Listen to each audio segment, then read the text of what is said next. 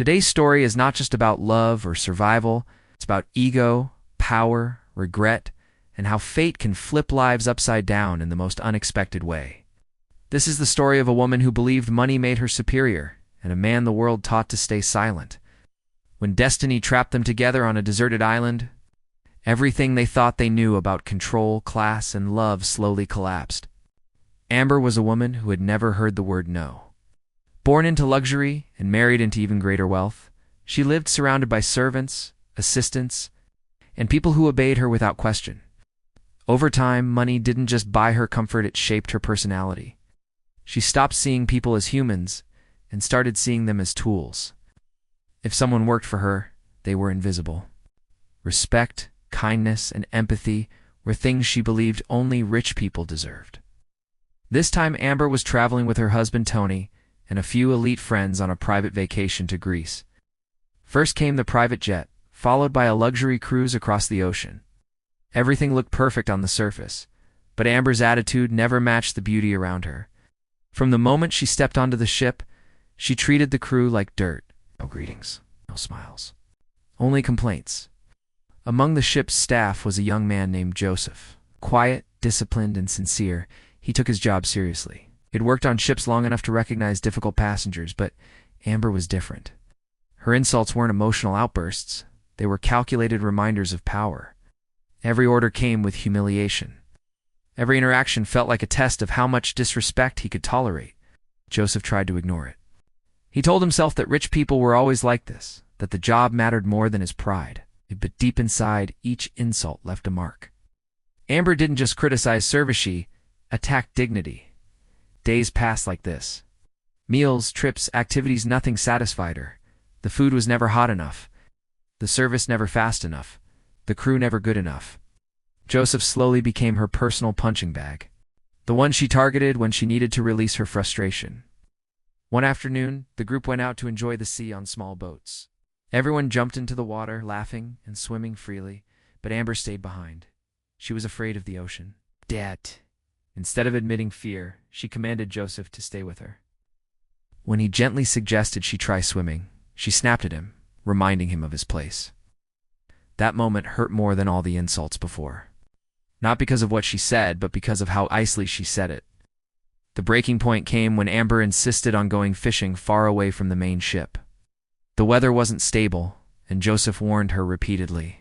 But Amber didn't listen to advice from people she considered beneath her. She demanded, and Joseph complied. Fate chose that moment to intervene. The boat stopped in the middle of the sea. No fuel, no signal. Panic took over. Amber screamed, blamed Joseph, threatened lawsuits, and demanded solutions that didn't exist.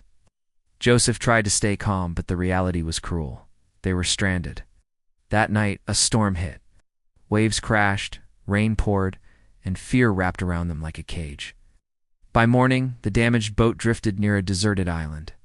With no other choice, they swam to shore, exhausted and broken. The moment Amber's feet touched land, her arrogance returned. She blamed Joseph for everything and threatened him with consequences. But Joseph, standing there soaked and tired, finally said what he had never dared to say before. Out here, her money meant nothing. Her power meant nothing. The island didn't care who she was. Survival changed the rules. Joseph explored the island and found an abandoned shelter, a water source, and ways to fish. Amber, for the first time in her life, had nothing to offer. No servants, no credit cards, no authority. Hunger arrived quickly, and desperation followed. When Joseph cooked food, Amber demanded it like she always had. He refused, not out of revenge, but out of truth. On this island, effort mattered more than ego. If she wanted to eat, she had to learn to survive. At first, she resisted. She tried offering jewelry, money, and promises. Joseph rejected them all. Slowly, painfully, Amber began to understand that wealth had no value here. What mattered was humility. Days passed and something inside her started to change. She carried water, learned to clean fish, washed clothes by hand, and slept on the ground. Each task stripped away her pride. Hunger taught her patience. Hardship taught her respect. Joseph noticed the change. Her voice softened. Her eyes lost their arrogance. Conversations replaced commands. Silence replaced insults. They talked about life, loneliness, and emptiness. Amber admitted something she had never said out loud before. Her marriage looked perfect, but emotionally it was empty. She had everything except connection. Joseph listened, not as a servant, not as a superior, but as a human being. Slowly, an unexpected bond formed, not from control or fear, but from shared struggle. They became partners, dividing work, protecting each other, surviving together. One evening, sitting beside the fire, Amber realized she didn't recognize herself anymore. And for the first time, she wasn't afraid of that change. Days turned into weeks. Affection grew naturally, carefully, respectfully. The island, once a prison, became a place of transformation. Love didn't arrive dramatically, it grew quietly, in shared meals and silent understanding. One morning, Amber spotted a ship in the distance. Rescue was finally possible. Her heart raced, but fear followed immediately. Rescue meant returning to her old life. Returning meant losing Joseph. She stayed silent. Joseph, however, believed love didn't need isolation to survive.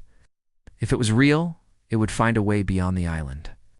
When another boat came closer, he signaled for help. They were rescued. Back in the real world, reality crashed hard. Amber's husband arrived, grateful and emotional. Joseph stepped away quietly, knowing his place in society hadn't changed even, if his place in Amber's heart had. Days later, Joseph received a bag of money as a reward. He rejected it. Instead, he bought a ring and wrote Amber a heartfelt letter, asking her to choose love over comfort, truth over luxury. But destiny interfered one last time. The letter never reached her. Misunderstandings grew. Silence replaced hope. Amber believed Joseph never tried. Joseph believed Amber chose her old life. Two hearts broke without ever knowing the truth.